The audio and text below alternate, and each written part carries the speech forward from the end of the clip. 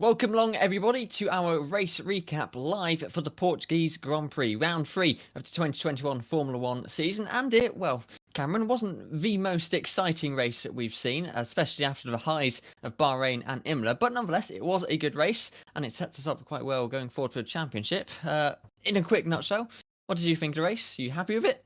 I'm sure you probably are happy with it, Cameron, but yeah, what do you think? And I've pressed me, and there we go. It was undulating in track, but not necessarily that enjoyable to watch. The start was good, and then it just felt a bit more laid back, let's put it that way. It's more of a procession than we'd hoped for, but having two smashing rounds to start off with, you're going to run into some issues with the lack of entertainment, but really good race from those involved, some good action throughout the pack, and then the battle for the lead was interesting for the couple of laps that existed, and then it dissipated after that. But it wasn't too bad, was it, Fozzie? No, I quite enjoyed it. Looking at some of the replies that you lot put on Twitter, Five Red Lights said it was an okay race, but failed to live up to a very high promise. Had some interesting subplots, but ultimately just a link chapter in the overall story. And I think that's a good way of summarising what this race was. There weren't any major turning points in the championship. Obviously, we're only 3 races in, so we're not going to have any major turning points as such. And it was just one of those races to get us moving forward. Nothing crazy happened. There weren't any big incidents either, which is unfortunately, I suppose, what a lot of people want. A lot of people might watch a race, go, oh, there might be a big crash here. This could be quite interesting. You know, people like the adrenaline of that. But there wasn't anything like that. It was just a little bit of a procession, like you say. But good for some people, bad for others. Obviously, very good for Lewis Hamilton, who had a pretty good drive. I think it's safe to say, Cameron. What did you think about his drive? Yeah, it was very good from Hamilton. I mean, he's got what we've come to expect from the 7-time world champion now. You know, brilliant drive throughout.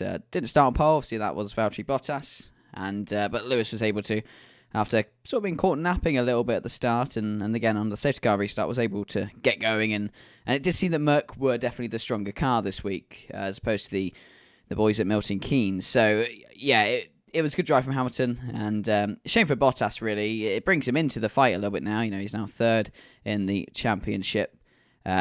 Sorry, not third in the championship. He finished third in the race. Fourth in the championship, yeah. So it brings him back into that frame a little bit more, but you can't help that the Flying Finn wanted a bit of a better result from that, and unfortunately just didn't come to him. But good race from Hamilton, and with Max as well, what he could cope with we had a few little niggles going on throughout the race and stuff, and throughout the weekend. It was a good result from Max. I think he kind of maximised what he could achieve there. It did seem Merc were stronger, so a P2 isn't bad at all. No, very good for Bottas to put it on pole as well. I think he was quite happy to show that he still got it and was able to put it on pole. A shame, though, he wasn't able to convert that into a win. He didn't even convert it into a second place. He ended up third on the podium on what is now the most popular podium of Hamilton, Verstappen, Bottas, in any order of them 3 people on the podium. The most popular in all of Formula 1 history, and I think it's not going to be the last time that we see that podium. Sergio Perez, though, doing quite good. Best of the rest up there in 4th position, so not too far behind his teammate. I can't exactly remember where Perez qualified. It was behind Max, wasn't it? But I believe it was written down. Yeah, I think it was 4th. I believe, wasn't it? Around that time, yeah. 4th or 5th. Somewhere. So good decent race from Perez there. Ran a good race overall. Yeah, Tyres. I think he struggled though on the mediums at the start, especially the first lap 1, lap 2. He did struggle a little bit with his tyres, but yeah, played well, managed to get 4th position. I'm pretty sure that Red Bull overall will be happy with that, and I'm confident we will see him on the podium as we move forward. Other people, though, and I want to talk about Alpine, I'm confident we will see them on the podium because they showed some really good pace. P7 and 8 in the race for Ocon and Alonso, respectively. Over the past few races, throughout Bahrain and Imola and a little bit in practice, we struggled to sort of place Alpine anywhere in the grid. At times they were looking quite strong, at other times they were looking quite bad. So to actually see them have quite a bit of pace throughout the whole weekend was quite good, Cameron. Yeah, it's them and Aston Martin. It's really difficult to place whereabouts they are. They are sort of near the bottom of the midfield, which is interesting considering last year.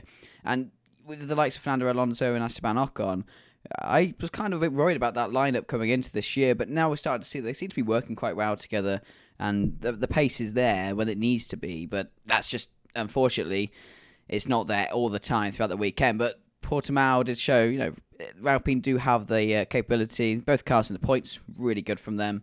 especially in their little battle with Aston Martin, which seems to be what's going on this year, really. They're kind of locked within them, that area of the field. So, yeah, Fernando Alonso, Esteban Ocon doing a good job. And I saw I can't remember who was tweeting it earlier, but it wasn't a tweet to us, but I saw on the feed that, Ocon back in the day was kind of up for that Mercedes seat. Unfortunately, that never came to him and things like that. So he's got some pace. He knows how to rattle a driver or two, show with Perez and the Force India days. So it's good to see them two working, and it's good progress for Alpine. Struggled a little bit with their car. Their car's a bit of a strange one. Always gets called the Beluga Whale, etc.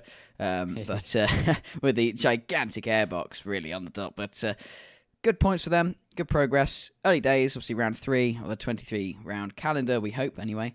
Good start. The first 2 races kind of like an opening, sort of testing session, really, working out what works, what doesn't. And now it looks like they're going back and getting their lap times in and able to sort of get themselves in that fight with Aston Martin and likes of AlphaTauri as well, and potentially Alfa Romeo, because they seem to have caught on a little bit this year, Fozzie. So yeah, overall good work for Alpine.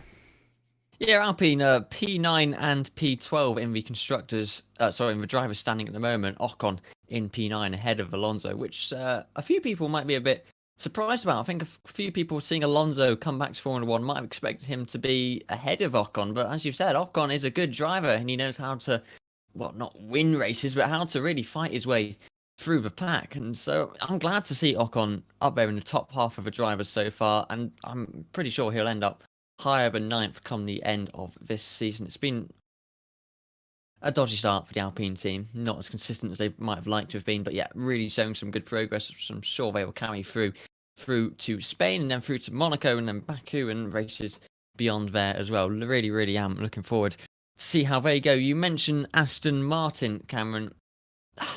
It's been another race of 2 sides, really. Stroll obviously had new upgrades brought to his car for this race. Sebastian Vettel did not. Reason for that is because Stroll is leading the championship at the moment, so he gets to test these new upgrades, and it seems to do quite well. But Vettel out-qualified him, and Vettel actually started in the top 10. I think it was 10th. Good to see him finally make it into Q3 as well. The last time I think he did make it into Q3 was the British Grand Prix of last year, so a bit of a while for him. I think it was a 17-race streak not making Q3 for Vettel, but he made it, and I don't think he finished in the points, unfortunately. Again, 3 races in a row not having Sebastian Vettel in the points. He will get off the mark, I'm pretty sure, for Aston Martin, but will they be progressing anymore with their complaints over the whole new regulations affecting the low-rate cars? Well, we'll have to wait and see. But what do you think, Cameron, of Aston Martin moving forward? Are they starting to show a bit more pace? Do you think we'll be seeing Vettel finishing higher in the race? And when do you think he'll hopefully get his first points? Yeah, we talk about starting struggles, and Aston Martin are there. They're from their heights of finishing 4th in the Constructors last year to their lows of starting the season kind of out of shape. The new brands come in. Obviously, that doesn't really change the team in itself, but it does almost seem like a completely different team. They've come in, and they haven't had that performance yet. And that comes down to, I think, both the car and the drivers, really. The drivers not being able to get to grip the car, and the car just not necessarily being where they hoped it would be. Obviously, everyone hopes to get a broad GP-style car to start off with the year. But, yeah, they seem to be getting there. A little bit worrying because Alpine did score points this race for them. I think they'll be a little bit worried they finished 13th and 14th. Vettel did box early, I believe, and that tyre didn't help him. Obviously, qualified well on the soft tyre to get through Q2, etc. But unfortunately, yeah, it did kind of fall away in the race. And maybe that car is just on that sort of medium fuel, high tyre wear issue isn't particularly there yet, and we all know their rake issues that they have, so we'll see they'll progress with that over the season. But it's a long season, 23 races, round 3. It's not a sprint race or a sprint qualifying session, I guess you could say. It's a long marathon, and I think that's what they need to focus on. Get the car there, but also 2022 is in the forefront of every team's mind. They need to be able to switch off. We already rumoured that some teams are already looking to be switching development now or in the next couple rounds, or the sort of halfway marker as well around that time. So they need to play it smart. Obviously, you could potentially score well this season, but we're kind of seeing now that they're not going to be up there. So do they switch early and focus on 22? Well, if I was in their position, I would certainly look to that. Give it a development year for both Lance Stroll and Sebastian Vettel. Sebastian Vettel needs to get used to the car, needs to get used to the team. Literally knowing your team names is, helps. Knowing who's your front mechanic, etc. Being able to get that bond with the team that we see is ever so strong, and that's what came to an end at Ferrari and his sour end with the Italian team where the relationship broke down. So it's all about building those relationships, getting up there, and then being able to then focus on the next couple of years and get good points for Aston Martin. They've got hope. The brand is very determined. Lawrence Stroll is very determined, to say the least. And I think they'll be fine. They just need to get on with it, basically. Just get the season going and know what works, know what doesn't, and get the strategy right as well, because that's what could potentially cost them. But the team in green doing okay. They hopefully score points the next couple rounds.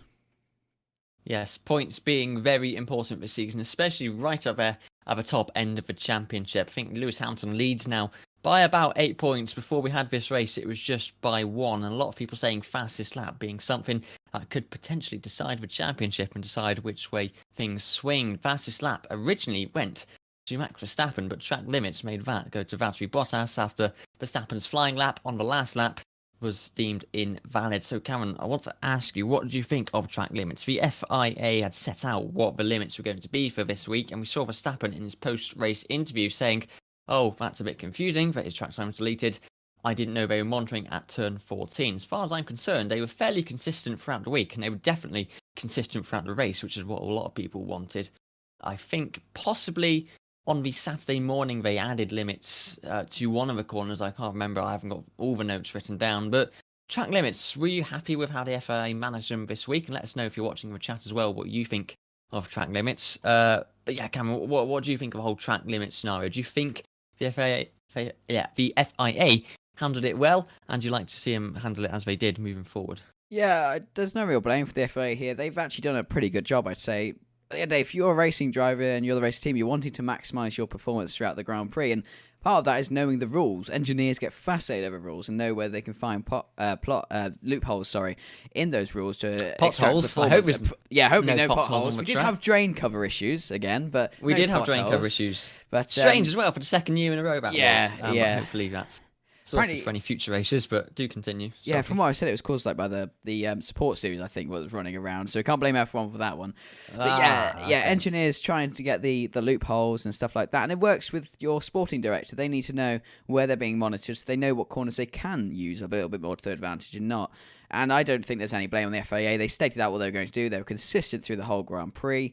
And if the drivers go over the lines, then unfortunately that is the fine line between performance and then being caught getting an advantage and etc. like that. So, yeah, track limits, continuous story throughout the entire season, as it will be through F1. I do think maybe they just need to, white line around the entire track. No, is there a reason that is why they're not monitoring it around the entire track? Is it because of just the car performance and safety, etc.? I'll have to look into that.